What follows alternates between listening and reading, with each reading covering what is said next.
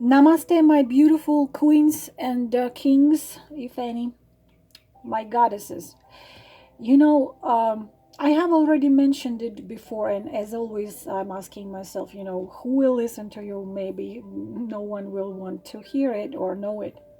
But as I said before many times, if one, two, three, five of you will hear me, I will tell you not a secret. I would say it's just kind of like a revelation or this Evrika a realization, which I've known about this before, and I even have written about this before in one of the posts. But what happened is my son came to me a couple minutes ago, and he said he was very upset about something.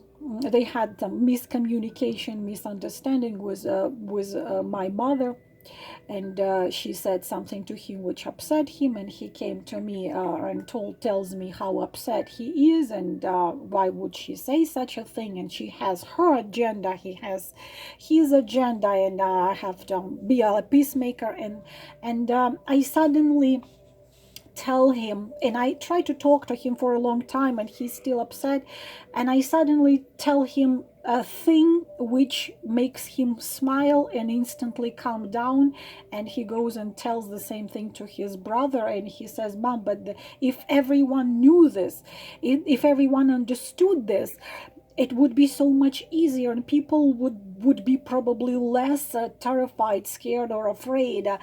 And this is what I told him, and I want to share it with you because what if some of you would take it and feel it, and it will make you feel more at ease with everything what's going on in life right now, or everything what's happening. So I tell him, okay, son, imagine this. You are at the theater. You are at the theater and you are an actor. And this performance which you are about to take part in. So let's say this is about King Arthur. And so you are about to play King Arthur. So you are being given a costume and you are being given a script which you are things you are supposed to say, and there also you see other actors, of course, which are going to put this performance together. There is a Lancelot, there is the Guinevere, there is other knights of that round table and things which you all have to put together. So you take on the costume, you go on a stage, you play your role the best you can, and when this role is being played and performance is over and people are happy and applauding, or they are not happy, but everyone tries to play the role the best they can, you calmly come off the stage, you give back your costume, and you go to where you came from, right? And so as you are an actor, so today you are performing as the King Arthur, tomorrow you are performing as a wizard, or you're performing as a soldier in a civil war, or you're performing as a beggar, or you're performing as maybe you're performing in Notre Dame de Paris, or you're performing something else. You are playing the roles.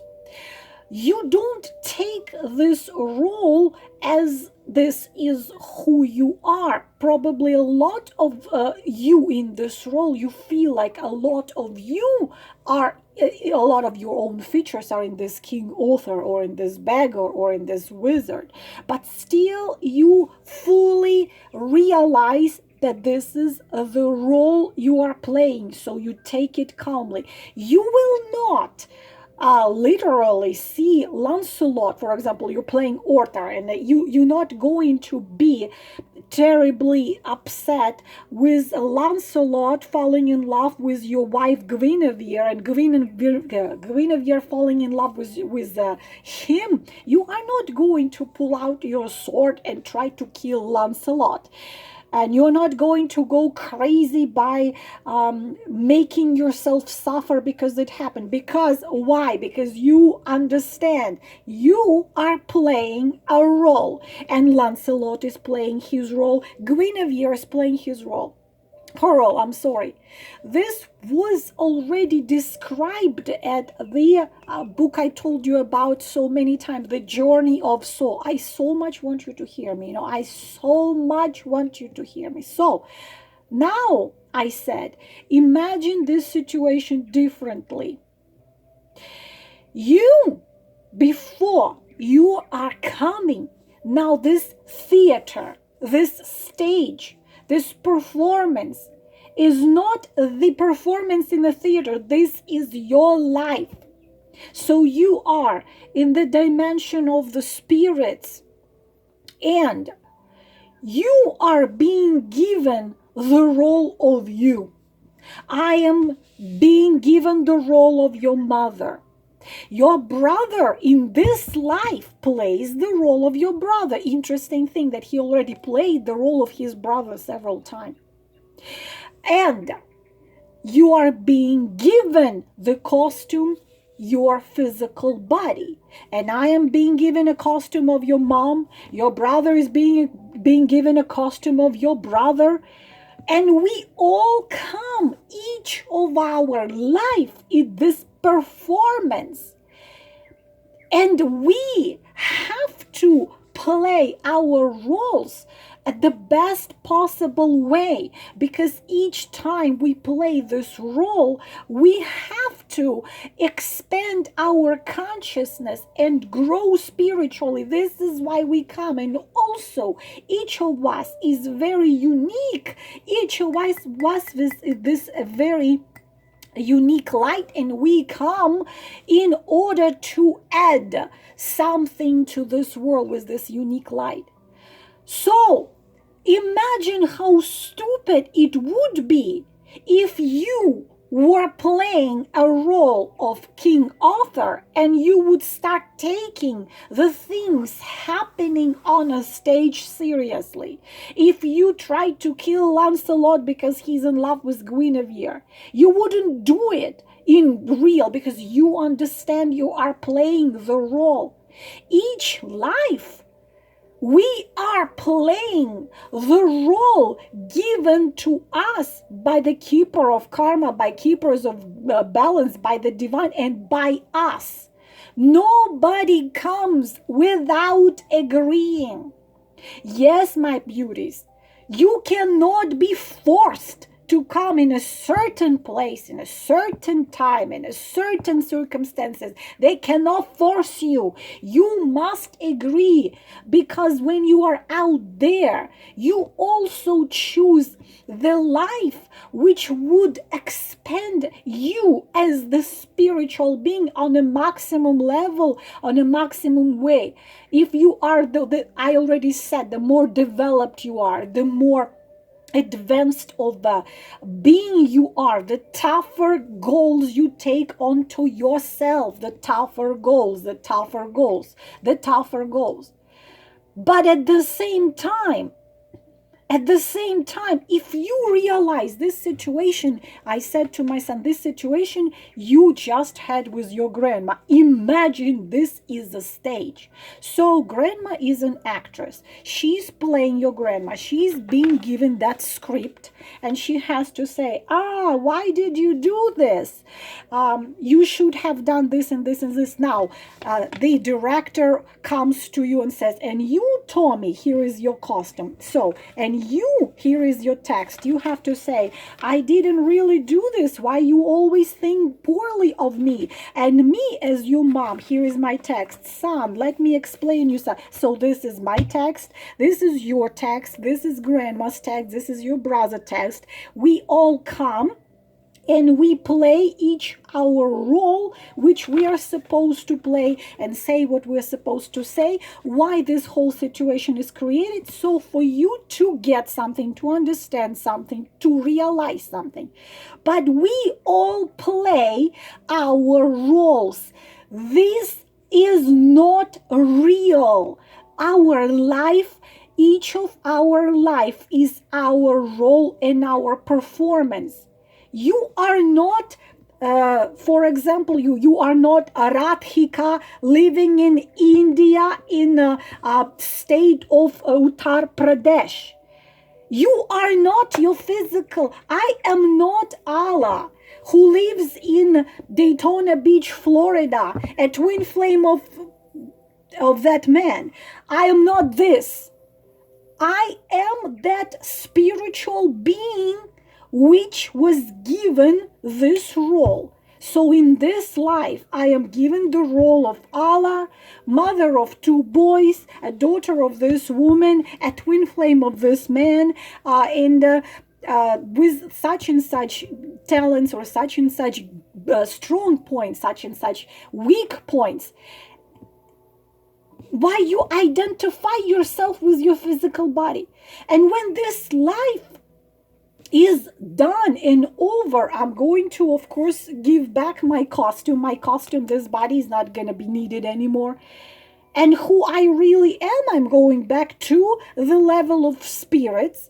And then I will see my whole life and with everyone, because you have to understand, people in your life right now are not random. I am not random in your life. You didn't just by a chance click to my channel or click this video. This is nothing is a coincidence. Nothing under the sun is a coincidence. Everything, it's that performance. Everything is done. Everything was supposed to be, especially your close people. Even if that toxic partner of yours, narcissist, psychopath, he could be from the same soul group, because out there is this thing called soul group, like this the gathering of groups of the souls which know each other for millennia and millions of years. And they know what they do. They usually are working together like a team. And this soul group, one soul cannot be constantly your father or constantly your mother or constantly your child. Each life, these beings from your soul group, which can be from several hundred to several thousand, play different roles. In this life, I would be your mother. In the next life, I will be your teacher. Then I will be your best friend. Then I will be somebody else, your teacher, your guru. Or you gonna be my teacher, my guru. Or you gonna be a man I'm gonna fall in love with, so on. Each soul group, we are... Before coming into each life, we are being like in the performance in a theater. We're being given the costume, the name, the role, the place, and then when this is over, you are going back out there. Why we agree to incarnate? Many times I've been asked this question, why we agree to this? Why we agree to go through this? Because development of this spirit, of the soul, of the essence happens the most the fastest when we are on this particular planet, in this type of bodies. Of course, there are billions of planets. Of course, there are gazillions of the worlds and the planets and the dimensions. And right here on this planet, our body, like this very material, let's say. In other dimensions, there are bodies which are not that material, and you can shift the forms.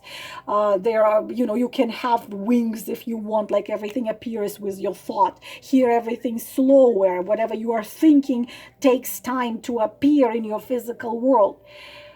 But this planet and this time of this planet going through this transition is extremely fast. How we develop spiritually, how we grow, how we expand our consciousness and we become consciousness. Now imagine, my beautiful queens, how stupid it is when people try to hold on to their physical material possessions. It's, imagine if a soul plays King Arthur or King Richard or a president, and he he then forgets his spirit and he starts to betray, he starts to lie, he starts to cheat, just so he can hold on to his physical position. And this is nothing but just a role he plays. It's the same thing as an actor playing the king will do everything possible and impossible to stay in that same role for 50 years, play nothing else but just the King Arthur and nothing else, and he would fight and he would cheat and he would betray just so he can keep his role of King Arthur. This is not, I mean, it's not, I cannot say you that your life you are living now is not real. But the thing is, it's kind of real. When you watch a movie, you totally believe, okay, that Veer loves Zara and they living together happily ever after. It's not an actor playing Veer brilliantly, geniusly. And it's not what's her name, Pretty Zinta playing Zara. You can't, when you're watching this movie, you don't think that Zara is an actress and right at this very moment she could be, having coffee with her friends, but she's not Zara, she is the actress. Or that is not Veer, this is an actor and he could be, I don't know, playing baseball right now. So when we watch that movie, we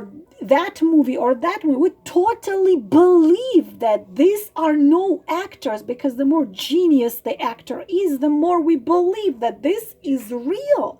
And we cry and we laugh. And even those of us who know them, those actors personally, still we cry and we laugh and we totally believe that this man is that man out there in that movie, or this man is that man in the performance.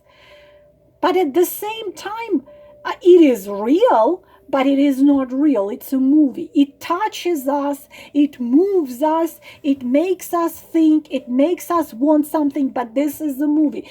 So our life, each of our life is the role we were given for this one life.